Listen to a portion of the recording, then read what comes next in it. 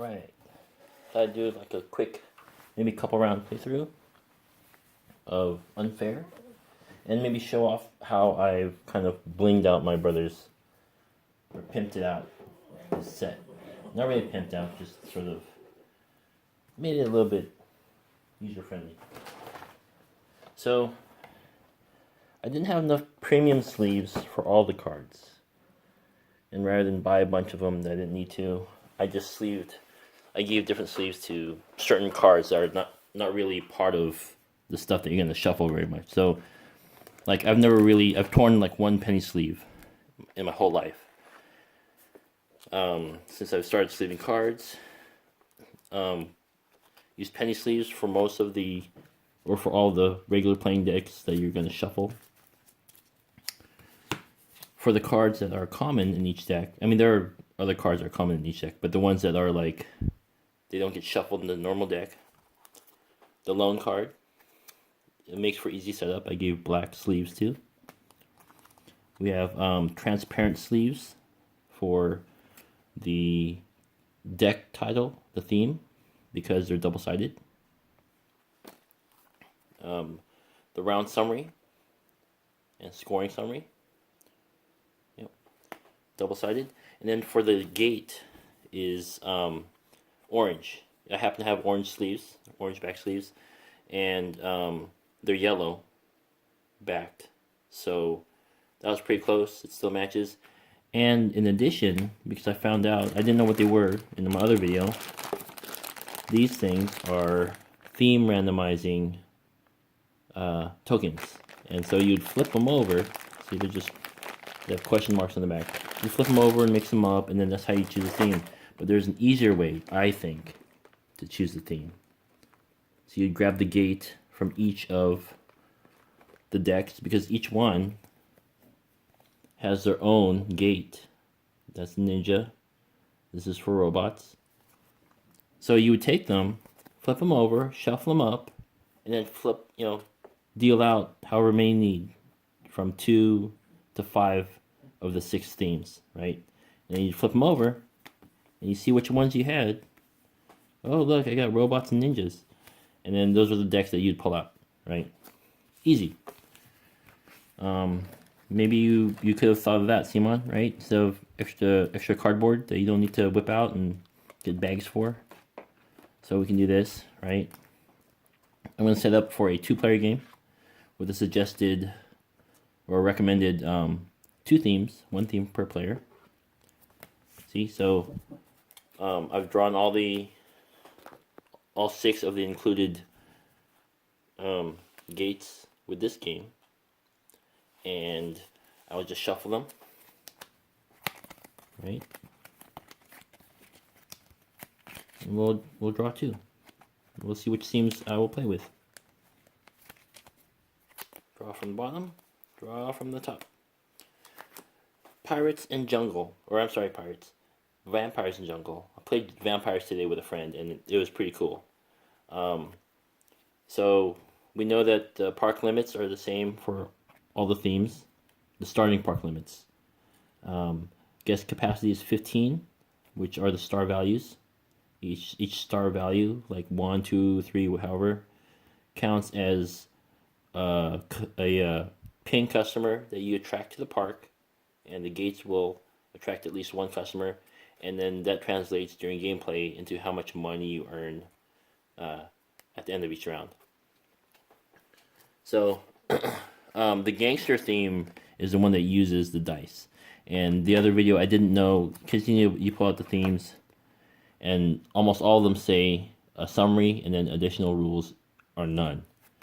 And I'm like, that must be for future stuff. But then I happened to see this during cleanup, and at least the gangster theme says the additional rules requires 2 6-sided dice, which this game comes with, these red ones right here. And they're nothing special, but they're translucent and they feel good in the hand, so they're nice dice. Okay. So, and then actually these don't need to go in with their respective decks, really. I mean, they're all identical, and you can use these as randomizers. So we can and they're different colors. And they're actually, the sleeves are wider then like when you stack them together, because they're different brands, right? So I think the black sleeves are Ultra Pros, and I don't remember what brand these are, but they're a little wider, as you can see. So they just don't really feel good when you group them up in the box, because they're wider than the other cards. So, and even these are a little bit, they're different width from these transparent sleeves, and these are Fantasy Flight sleeves. So Fantasy Flight transparent premium sleeves. We have Ultra Pro black matte sleeve, and they happen to be extras I had from other games. And then these orange ones, I don't remember what brand they are. So I mean, all these can be out except for the theme, right? These are generic. These are generic, even though they have one per theme. This robots, but it can stay out because it doesn't matter who gets it. It's just a loan card. It doesn't really belong to anything. So I'll leave these out. I'll have the gate out. So I'm gonna set this aside, and we have the starter player token. And I put it on the standee, and I actually left it. It was in the bag, but why pull the standee off and wear out the cardboard? We can just leave it on there, and if something happens to it, then there's a spare one in the bag. So, and there's plenty of room. There's no other expansions yet. I also have not sleeved the promo cards because I didn't. But I did learn also that the game changer cards are optional cards in the regular game. So I should probably sleeve those, but I'm not going to play with them anyways. They're just like, I haven't read them yet, but I'm pretty sure they're called game changers, so they'll probably do something really major if you play them. So we're going to set up for a 2-player deck, and what did I say? Jungle and Vampires. So, actually, you know what? It's going to be set up like a 2-player game, but I'm just going to play with 1 player, just me, because 1, there's no room on my table, and 2, it takes too long, I mean, I have to pretend to be 2 people. Rado can do that, but I really don't want to do that. Thank you, Rado, for that great service that you do. Review games and you pretend to be Jen playing, but I don't want to have to do that. I'm not married anymore, so I don't want to have to pretend to be my ex or anybody else. So we have the player marker. It'll go by fast because everybody does the same thing anyways. You just alternate, so it'll just go faster. So what did I say? Vampires, which I have right here. Vampires and jungle. Right here, jungle. So we'll pull those decks out. We'll set the box aside, and we will get the game started. I will actually, let me show you, those of you who didn't watch my other video. The game board is set up. It's got 2 sides, and it just depends on how you're oriented with the other players. So you have this straight board with graphics straight across, as if you're sitting next to each other, or I guess you could sit on opposite sides of the table. I can read upside down just fine. I work with maps for a living, and I have to read some text all sort of different directions anyways. Or this one has just the market, really. See, they're oriented opposites of each other in case you have other people who can't read upside down. So the bottom part is oriented so the people on that side can read it right side up to them, and then this is oriented to people on this side right here. So it's right side up for us. It makes a big difference for some people. For me, it's not a big deal. So actually, I'm playing by myself. So let's play with the straight board here. Or because my camera, my phone is not up so high, maybe it'll be better if we do this, and then you can see the whole market. I don't know. We'll see. Let's try the straight up one first. I gotta make room because messy table. I'm gonna pause the video. This is really all the editing I do. It'll save some time to set up the board. See you guys in a second. You won't notice a thing, but I will pause it. Okay, so I've got it set up. Not 100% yet. So there's one thing I didn't show you guys. This is the round timer. There are 6. Each deck has 3 blue-backed Funfair City cards, and 3 red ones. And so you take all 6 of them each, or however many players you have, and you are going to shuffle them all together and then pull out 4 from each set. So in this case, I removed 2 from the 6 here and 2 from the 6 here. This is going to represent the timer for the game. And as this marker goes down the track, there's all these phases. As it goes down the track, we go down 8 times. Players will alternate who goes what. And we have the first player token, or starting player. Starting for that each round, it rotates however you like it. Someone different is going to be the start player for each round. So we'll just leave this here because it's always going to be me. I can do this like it's in plain view so you guys can see it, but then it'll be in my way. Okay, so and then when you get halfway through, so these are some really good things that can happen. Now I'm not really familiar with these cards, so I have no idea what's in these. So I'll show you what I pulled out, for example. So what happens is event cards are things that you can play on other people or play for yourself. So we'll take one from the middle. Top half gives you something personally, and you'll play it during the event play phase. And then the bottom half might, if it's a red symbol, it's usually an offensive action against other players, or a defensive action, it'll be blue, like this one is a shield with a white symbol and a blue background. And it says you may discard this card from your hand to block an injunction event from affecting you. An injunction event will affect you adversely, right? So you discard it out of your hand, like when the event is played. But if you play it as the top part, you can build and upgrade from your hand immediately for free. And what you're doing is you're building your theme park, starting with the main gate. You're building a tableau across, and there are different kinds of cards that you can play that do different things. You'll be playing them from these park cards, and each player starts with 5. So let's put this back. No, we don't start with any events. We don't start with any blueprints. Blueprints are like end of game goals. They're secret objectives for each player. Sometimes they have only one thing right here, the qualified objective. And if you choose one, if you don't complete it, you will lose 10 points at the end of the game. They have other ones that might be more difficult. This one happens to be an easy one. But so you must complete the top part, and when you do, you have an option to get additional bonus points on the bottom part. But this is optional, and you can only you're only qualified to go for this bottom portion after, as it says here, after you complete the top objectives on top. You don't reveal it to anyone. It doesn't say that you lose the game if you reveal it, but I mean, if you show your strategy to people, they could end up blocking you easier, right? So just don't do it.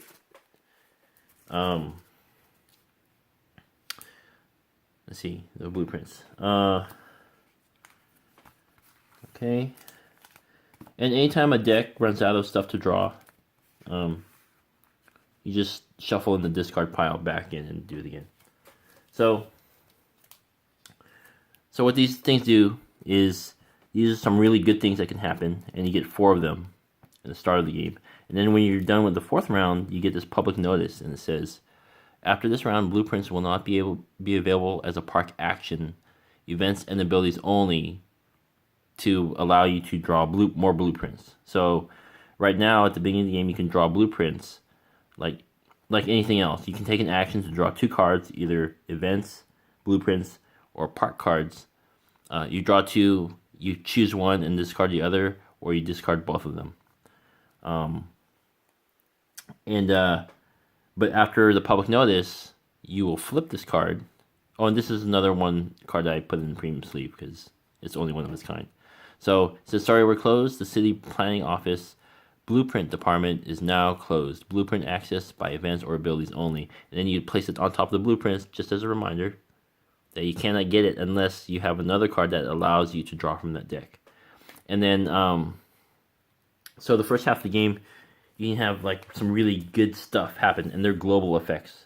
Now the green ones happen to you and or one other player or other players, but it's like a benefit to you most of the time. The city event, right here, that's an effect that happens to everybody on the table. And when it's good, it's really good. And when it's bad, it's so terribly bad. So, for example, we'll put these here and here. So here's one that I didn't put in there. So, for example, gourmet convention.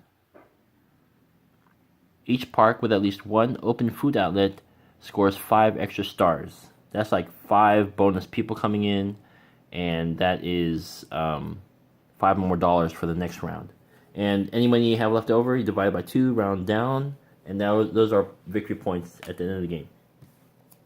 Then halfway through, something really awful will happen. Stuff will start breaking down and whatnot. Chaos ensues. This one says, the drainage crisis. Oh, that doesn't look good with the restrooms. Injunction, close all attractions that have restrooms because they're all plugged up, right? And that's awful. Because you could have had restrooms in, you're only allowed to have a maximum of 5 attractions. And one of those may be your super attraction, the big baddie roller coaster. And if you put a restroom in there, it's your SOL, right? Then you'll have a loan card that's face down, and as soon as you take a loan, you can take up to 4 loans. It looks like. Once you start taking loans, you say, I want to get 5 coin. Every time you take a loan, it's 5 coin at the cost of minus 10 points at the end of the game. And last night when I played with my brother, I took out 4 loans. I needed it. I didn't plan out my theme park, and I wasn't making any money, so I had to take out loans. And by the time I started scoring money, it was the latter half of the game, and all sorts of bad things were happening because of the city cards. We start out with 2 showcases. So in this case, each theme deck comes with a 2 showcases in that theme. And so, this is set up for only 2 players. So I actually ended up, after shuffling all 4 themes and randomly choosing 2, I ended up with 1 from the vampires, 1 from the jungle. And you can see they're very expensive. The vampire, they have more expensive buildings. That's their theme here. They have higher costs, higher star values, higher quality upgrades, and more staff members. And staff members there are different park cards that can give you bonuses that do not add to your attractions, but will add to the experiences, like more, maybe added capacity of customers, or you get more money, or something. Maybe free upgrades, I don't know. But yeah. And there's no limit to how many staff you can have, but there is a limit to how many attractions you can have. And then the jungle says, focus on leisure rides and growing the capacity of your park. So, yeah, there's a bunch of leisure rides in there, so they're probably inexpensive to get. So you can see the number of icons are important. It's kind of like a set collection game. So the more icons you have, and every time you upgrade cards, you will add to your attraction, like thus, right? So now it's 3 icons there. This one is earning now $4 per round, and 3 icons, which I believe is like 18 points or 16 points on the scoring. You can see here, like I said, it's a set collection. So the more symbols you have in a set, which is stacked upon an attraction, like the gate will score you 5 points at the end of the game. You don't upgrade that at all, but or any single symbol things. And then if it's 2, like the super attractions, they earn 8 points by themselves. 3 icons is 12 points, and so on and so forth. So yeah, there's that. All right, come from proceeding. Okay, I might have to make 2 videos. It's 20 minutes already. All right, so this my 2 showcases, my super attractions that I start out with. I can build 1 at a time, so like I can only have 1 of my 5 attractions. I can only have 1 super attraction. So let's say I build this one first because it's cheaper, 18 bucks. That's the price tag right there. And then I'm like, you know what? I like this one better. It's the later half of the game, and maybe this is better for me because all these bad things are happening. So I can build this, but then I have to demolish this one because you're only allowed to have 1 super awesome thrill ride or super attraction. So this is a leisure ride. This happens to be an attraction. So, or a food outlet, right? A restaurant. So yeah, and I'll talk about the powers the abilities down here when I build one of them, if I do. So we start out. Some of them form a panorama. I showed it on my other video, so you should go ahead and just check it on there. I'm gonna cut this video short. I mean, it's already long. It's 21 minutes, and then I'm gonna start a part 2, and we'll get into some gameplay.